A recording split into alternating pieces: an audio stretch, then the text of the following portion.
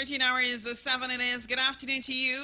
And we are on our flashback Wednesday. It is September 24, 2025. And usually on a Wednesday, we have a conversation with the folks at ChildLink talking about gender-based violence and other issues that will be of importance to you as a parent, as a caregiver. And today we're happy to be joined by Miss Aaliyah Sinclair. She's a counselor. And today we will be talking about preventing and stopping gender-based violence, talking about empowerment. So good afternoon to you, Miss Sinclair. How are you today? Hi, good afternoon. I'm fine, and how are you? I am wonderful. Thank you so much for joining us today. And we are talking about another important element well, for parents to be aware of, parents and caregivers and adults generally, and that is this issue of empowerment. Now, let's talk about women's empowerment. Let's talk about equality and equity. And these are sometimes considered very academic terms, but let's simplify it and give some context. When we're talking about empowerment and women's empowerment in particular, what are we talking about? All right, great. So, for me, women empowerment means giving women the right tools, opportunity, and respect to live freely and to reach their full potential. Okay, that's a very, very straightforward and simple definition indeed. And so when we're thinking of that, we're thinking of skills, we're thinking of tools that can certainly help women to feel empowered and to present themselves in that manner, whether it is in the workplace, at home, in the streets, in the marketplace, and so on. Let's start at home because charity begins at home. How can we show, or what are some of the examples, for instance, that we can certainly see that empowerment at home is happening?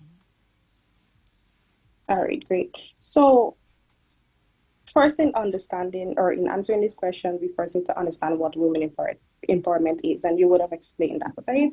So, some of the examples we can see right in our homes would be mothers, are when mothers are decision makers in finances, when daughters are encouraged to study as much as sons, and even when household responsibilities are shared equally. Now, these are some of the examples we can see right in our home when we talk about women empowerment. Right.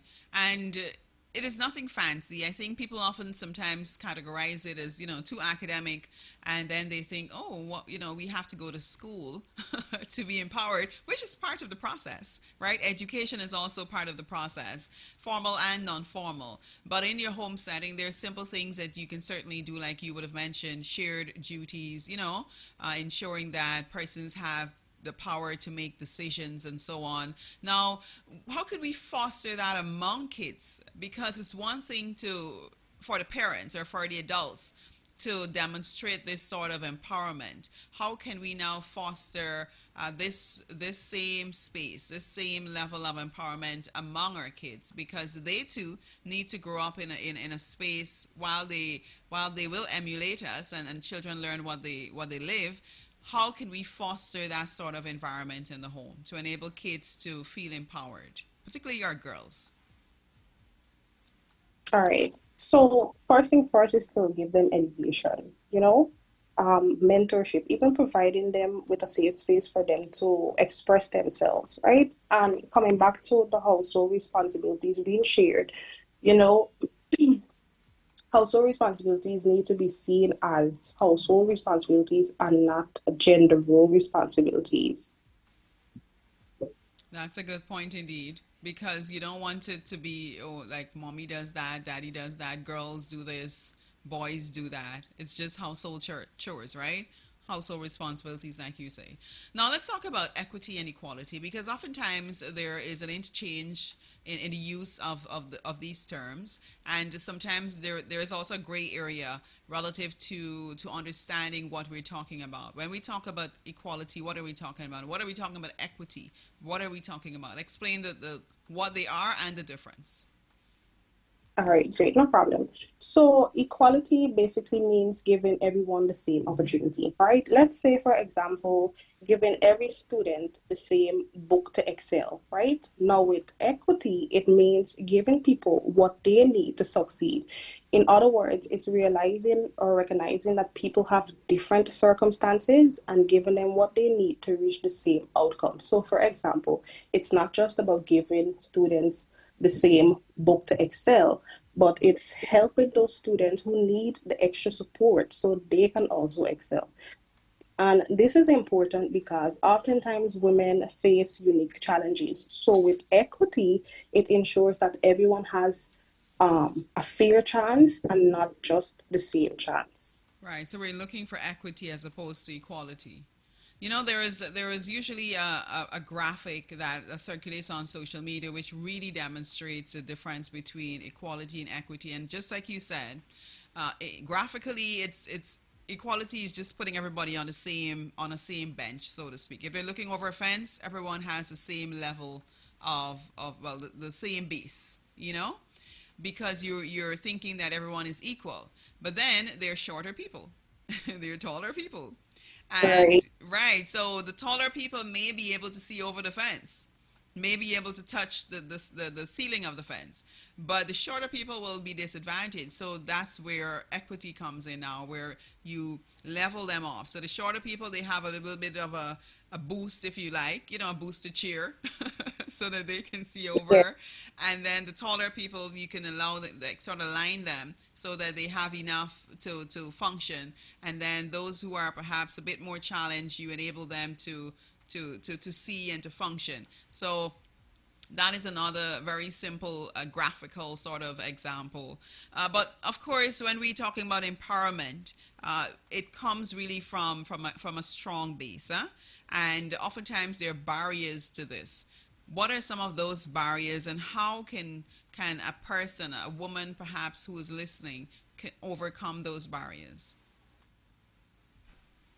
Well, in all honesty, there's a lot of barriers, but just to name a few, I would say cultural stereotypes, like thinking certain jobs are only for men.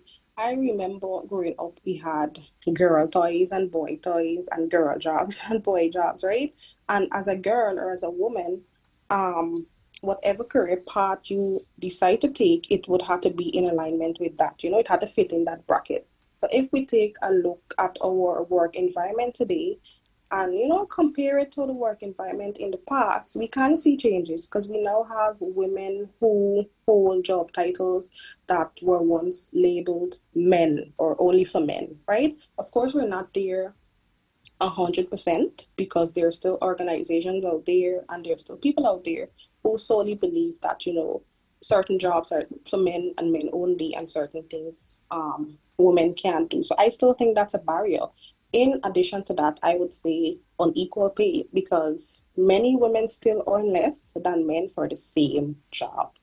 And all of these stop women from reaching their full potential. In fact, it makes it hard for women to be truly equal. Right. So what can we do to enable the elimination, if you like, or at least the reduction of some of these barriers? Well, I would say advocacy because we need to advocate. Well, as women, we need to stand up for each other, and it would go back to policy making because measures needs to be put in place. For women to have access to different things. For us to be equal in society. If I should put it that way. Right. And education as well, huh? Because you really want persons, both men and women, to understand that this is for the furtherance of society. This is not men against women. I think sometimes it is positioned that way, but it's really about making society a better place, because when women are better, society becomes better. When men are better, society becomes better. That's So, true. yeah, thanks for sharing that with us. Now, what about the role of men and boys in supporting women's equity and equality? What role should they play in this process? So I would start off by saying men and boys can be allies in sharing household responsibilities, right? Now, I'm not saying that there aren't men and boys out there who aren't already sharing household responsibilities, but if more can happen on the train, that would be great.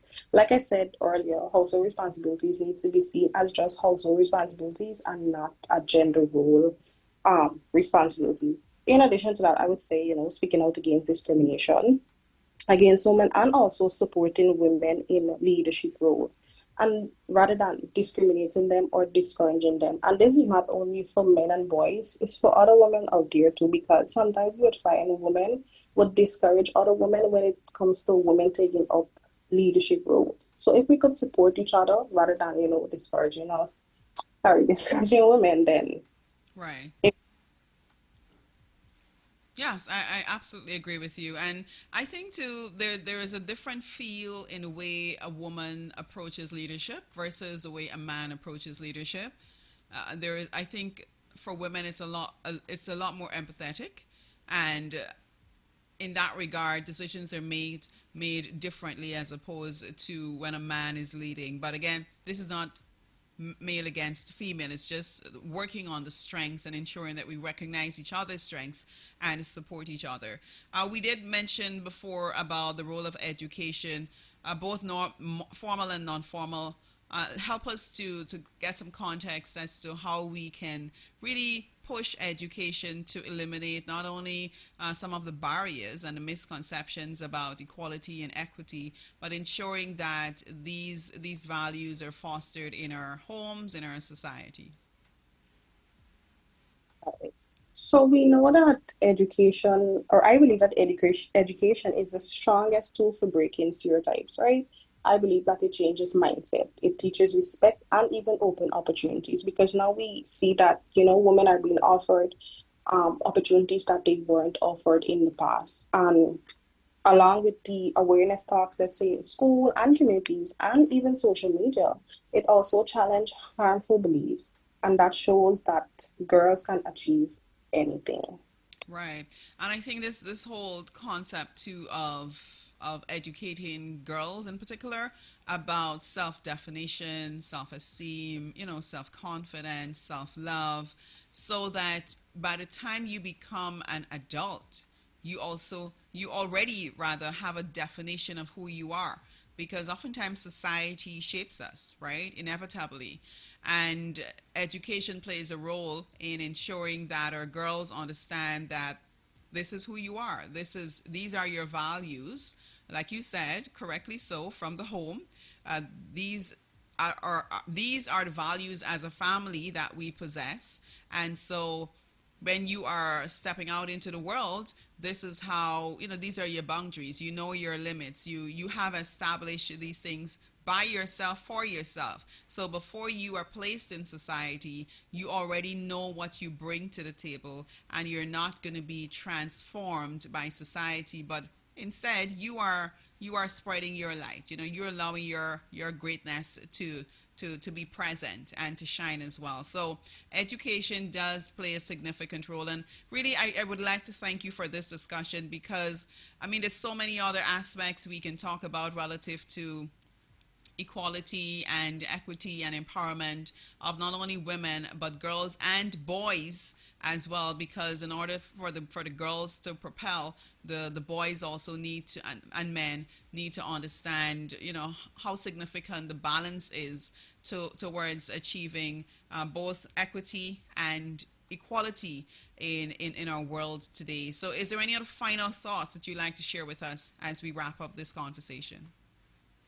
Sure, no problem. Just something small. So empowering women means empowering the whole society.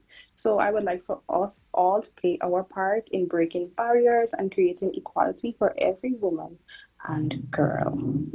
Thank you. Thank you so very much. We've been talking there with Miss Aaliyah Sinclair. She is a counselor attached to ChildLink, and this is one in a series of discussions that we would have had relative to gender-based violence and stopping and preventing gender-based violence in particular. And today we just focus on women's empowerment, equity, equality, just talk around those issues, so at least we have a general idea of what it means in a context of gender-based violence, and how you as a woman, as a girl, well, as a woman first of all, can live what it means to be to have equality and to have equity, and to then teach your girls, teach your children, so that they can have a different perspective of what it means to live in a gender based a violent world, so to speak. Thank you so much, Aaliyah, and have yourself a great day. Thanks for sharing your expertise with us. Thank you for having me. Thank you. Bye. All right, take care. Bye bye. So that was Miss Aaliyah Sinclair, and I hope that you've benefited from that discussion. I know there are other tangents that we could have taken, but we are running out of time. We just have a limited time to cover so much, but I hope that with the base that we've given you, that will sort of ignite your interest in how you can, in your own personal space, not only advocate but educate yourself about gender-based violence and also equity and equality, and how you can sort of create spaces so that girls and boys can feel included in the process and be educated to make informed decisions and create a gender-based equal world.